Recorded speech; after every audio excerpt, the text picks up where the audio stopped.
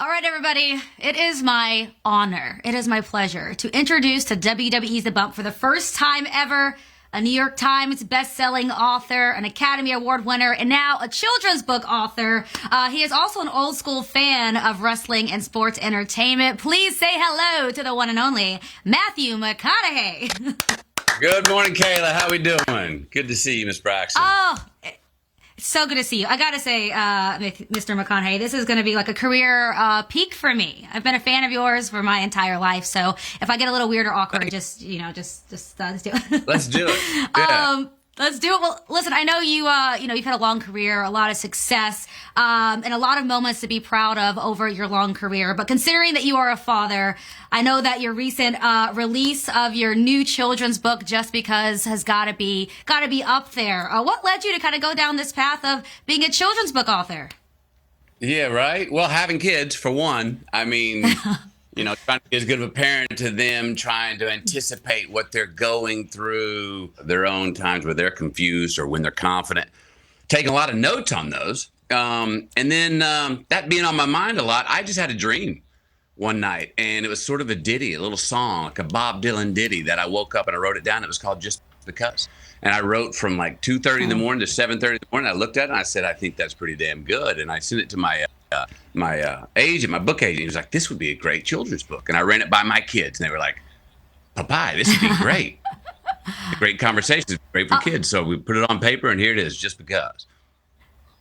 I love that. It's great for kids, but also you did say this. You said, I wrote Just Because for your kids, for my kids, and for the kids and all of us. We're all as young as we're ever going to be, so let's keep learning. And so what message do you think the big kids, we adults, can even take from it? I love that.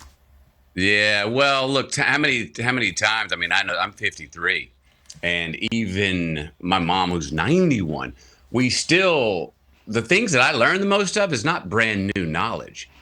I learned the most by being reminded of what my mom taught me in kindergarten, or what I learned at middle school, or what I learned in high school. And so much of, I call it restoration for all of us, adults, the big kids, is about remembering those cool values, those things that gave us our own happiness and success in our younger lives. If we remember those and we compound those and double down on those things that we already know that we might have forgot a little bit, the old stuff that we learned as a kid does not go out of style. And sometimes we need reminding. I love that. We need to keep our head in the clouds. We need to keep daydreaming, because we're going to turn the daydreams into real life, right? Yeah, well, you look at, when I say we're as young as we're ever going to be, I always say, look, no matter how old you are, if you can go back, you're 8 years right now. It's in you. You're 10 years old. You're 14 years old. You're 5 years old, because you've been that age. It's written in your lineage. You can just access that childlike wonder, the innocence of seeing something for the first time. We can still access that no matter how old we are in life. And you said your kids thought this was a great idea. What do they think about their dad now being a children's book author? They like it. They understood, like the first book I wrote, Green Lights. They're not of age to read it yet. We've talked about a few things in there. My daughter thinks it's pretty cool. She's like, you know what, Papai, this is a good thing to share. Me and my friends, and she's 13. Me and my friends would like this. Each one of them, I've got children 10, 13, and 15. So each one of them gets a different thing from the same text. We have a different conversation, parent to child, about the same text. So that's what's another thing's very cool about the book. I hope it becomes a conversation between the parent and the child, and the child to the parent, as we were talking about. I love that. Well, you just mentioned Green Lights, which is what turned you into a New York Times best-selling author. You referred to it as your love letter to life. What was that process like, and what did you aim to achieve by, giving this message of yours to the world? Yeah. So I was coming across 50 years old, and I'm not much of a numbers guy, but maybe something inside my heart was like, hey, that's half a century, buddy. You want to look back and see what you've been doing and kind of get introspective on who you've been for the last 50 years. And so I dared myself to do it, which was a tough dare, I got to tell you, because I'm not one for looking over my shoulder in the past. I like to just move forward. And I packed up all my journals, because I've kept journals since I was like 10 years old. I packed them all up in this big treasure chest, and I headed off to the desert by myself. And I was just stuck with what I'd written about my life for the last 50, 40 years.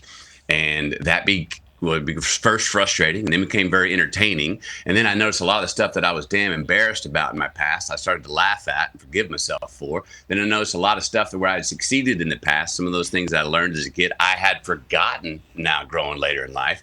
And so I put them down on paper and started to weave a story. And it was a really nice look back and going, you know what? I remember more than I thought I forgot. And I've led a pretty doggone good life, and maybe I can share something here. And the best part is people that read it, they say they see their life in mine. They say they see themselves in me. So that exchange is what I was hoping would happen, because I want it to be more than just a personal story where you go, oh, that's great to hear about that, McConaughey, but what am I supposed to do with it? I hoped it would transfer to people that would read it and go, hey, I see myself in this story. I want to take more risk in life after reading this. And that's the response I've gotten, which is I'm not tired of that. I'm not ever going to get tired of that response. Matthew McConaughey, you're just an incredible man all the way around. But I do want to shift gears a little bit because, this is WWE. Just Yes. like your new book's message about there being a kid in all of us, do you feel like a kid again when you watch some WWE? Yeah. My son and I, Livingston, were just watching the other day. We caught the Cody Rhodes, Brock Lesnar. We caught the Roman Reigns family saga that he's got going. I did not think Rhodes was going to come back after the beating he took. Right. And we do have fun. I mean, and we do it. We have a mat in our house, which is green and yellow like your dress, and fingernails today, especially if the two boys are going at it about something else. We're like, take it to the mat. Take it to the mat. Go work it out. And then I get in there, and we have different moves. And I used to go to a lot of matches when I was younger. I used to go to Hearst Coliseum in Shreveport, Louisiana. Love. I was going to ask you, what were some of your earliest and fondest memories of growing up watching WWE? Well, Hacksaw Jim Duggan was my early favorite. Come out with a 2x4, Howland. There it is. Come on. I'm going to send this to you. You knew it. Can we send this to you? Oh, please. That's it. The 2x4. The red, white, and blue 2x4. That's you right. better back up. Lock the doors. Here comes some chaos. And who else did I see when we were back there? I mean, everyone had a different style. And I love how to succeed in it, you got to be athletic. You got to be somewhat intimidating. You got to sometimes, I love it when somebody has whatever their secret is, whether it be the claw or whatever that is their signature move. But you got to have the it thing, that thing that you can't really teach, that just connects. And you got to be a great storyteller. I love the stories, the storylines that are told, and seeing which ones succeed that the world really connects to. Well, listen, from one storyteller and yourself to another, I have a little bit of a surprise for you. I don't know. Let's see. Where I hear. Ah! I'm WWE Hall of Famer Hacksaw Jim Duggan. Bang on! Here you go! Here you go! Lock the doors! Here we go! Yes! It's hard to come around once I start USA right now. There it is! There it is! You know it's gotten serious when he comes out like that. You saw the transition of wrestling from the high school gyms, Hearst Coliseums, to the Silver Dome. What a change. But the old days, there was nothing like Skandar Akbar. Oh, I got kicked out of Hearst Coliseum for spitting on Skandar Akbar. It's an honor to talk to you. I have two daughters, Celia and Rebecca. So ever since you mentioned my name, anything you do, I know everything about it, man. So thank you for mentioning my name, brother. I appreciate it. Thank you. Hey, appreciate it. Good to see you in the flesh here, talking to you live. I sure did enjoy watching and following you back then. Way to keep it going. I still got the board too. Has board will travel. This has been a lot of fun. I just want to give a big ho! That's a good ho, Matthew. Before I let you go, Matthew, do you have any questions? Anything you could possibly think that you'd want to ask since you grew up watching Hacksaw? Anything that you might want to know? Anything that I might want to know.